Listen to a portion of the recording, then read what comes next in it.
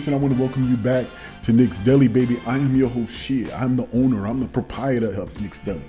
But I wanted to hop on here, man, because it's been a busy several weeks for our New York Knicks and for the New York Knicks fans. We've experienced the highs and we're kind of in a little bit of a low right now, but this is a perfect time, and that's the name of this video. The name of this video is Perfect Timing, and I want to talk about why the New York Knicks, at this point in time, has perfect timing.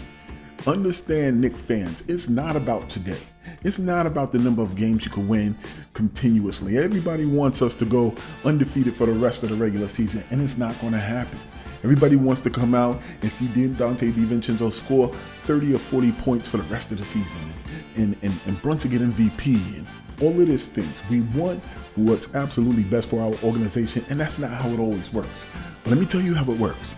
And let me tell you the foresight that our administration has, the coaches have, when it comes to this team. Perfect timing has been happening all season. Only if you understand it, only if you have a critical eye to see it, okay? And it ultimately starts with the trade of Obi Toppin. The trade of Obi Toppin happened shortly before the season. No, I don't recall. It could have been at the very, very beginning. But the New York Knicks were strategic in making sure they did that immediately. They did it immediately.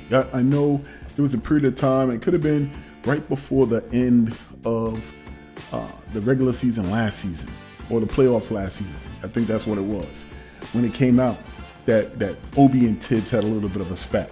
And what the New York Knicks wanted to do and make sure that they didn't do was go into another season with that level of discontent in the locker room. So they had to make their move. Perfect timing. Okay?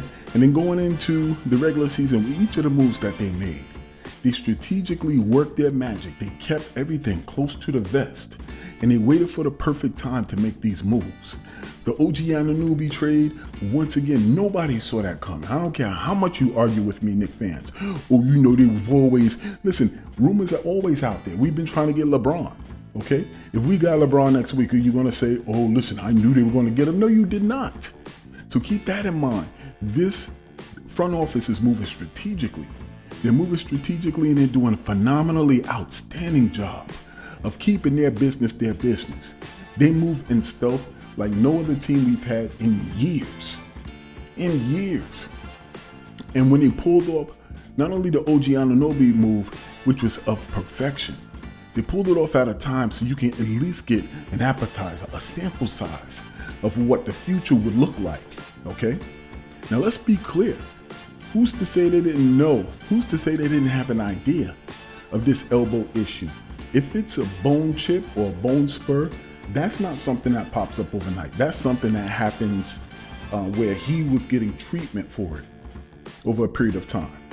That's why there was an outright contract that was signed for him, or an extension. He got traded to us with the understanding, and which is probably why, we were able to get him at the cost that we got him for, okay? Because they sensed and had an understanding. They got to go through the physicals, that he had a bone spur that may be able to be treated through physical therapy or possibly surgery, okay? But he played enough to show the New York Knicks organization what the team could be when he's at his best, all right? And for him to get the surgery this early, they're looking at this in terms of long term. Okay, heal up and be ready, and we will keep this ship afloat as much as possible, no matter whether we're top 3 or, the 8th seed. We're going to be ready, full strength, when you get back. Same thing applies for Julius. Same thing applies for Mitch. Okay, once again, as we're going into this All-Star break, the timing is perfect again.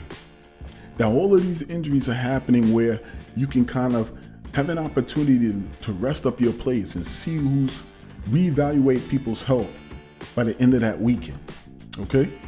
But the New York Knicks, in addition to their perfect decisions that they've been making, perfectly timed decisions, they've been really masterful in planning out and being strategic about the things that they're doing fiscally and in terms of personnel. And you gotta love it. You gotta love it. But overall, the timing is perfect for the New York Knicks organization. Tell me if you recognize the fact that even though we lost to the Los Angeles Lakers and LeBron James and AD had a phenomenal game, you know that's not sustainable. You know that's not sustainable. You can see that in their day-to-day wins. You can see it in the players that surround them. They're tiring of those players. And as their star descends, ours ascend. You can look across the league at the Clippers and everything they're doing, etc. The stars of yesterday are aging and they're on the downslide. And this is the perfect opportunity, the perfect timing for the New York Knicks organization and team to be trending upwards. This is what excites me. And this is what excites me, the fact that we've shown that potential. We've galvanized the masses and we've spread infectiously the excitement about this team with Tom Thibodeau at the helm. So for everybody who is within and without the organization, who is against Tom Thibodeau as a coach, saying that the time is passed them by, the league and the NBA has passed them by, notice that everything that he said has come to fruition. First thing he did when he signed here, everybody was asking him about minutes and burning out your players and load management. And that's something that the league was moving towards. And is that something you believe in? And he gave an honest assessment. He said, I've been looking at the numbers. I've been looking at film. To me, that holds no weight. That holds no water. And now all of a sudden, Adam Silver wants to come out and say, well, according to our researchers and our scientists, that's not a thing. That's not a thing. I love the fact that the New York Knicks are showing that we are up, and we're up without having gone out and acquired and purchased someone who could turn this thing around immediately. We've shown the ability and the level of competence to be able to do it step by step and brick by brick. And now all of the stars, all of the eyes, whether they want to admit it or not, are gazing towards Gotham City and what the organization could look like when their fans are winning, when the team is winning, when the stars are humble and dominating. And the players who at some point in time was looked at with the side eye are now fixtured in the center of everybody's view. The timing couldn't be any more perfect, and our window in terms of time is over the next 5 to 10 years. Help us talk about that. So I just wanted to hop on here and talk about the perfection of timing. And I would be remiss in my responsibility if I ain't mention the timing of today. We talking about Super Bowl Sunday. And at this time tomorrow, I'm going to be doing the same thing. I'm going to be talking about the greatness of Brock Purdy. I'm going to talk about the dominance of McCaffrey.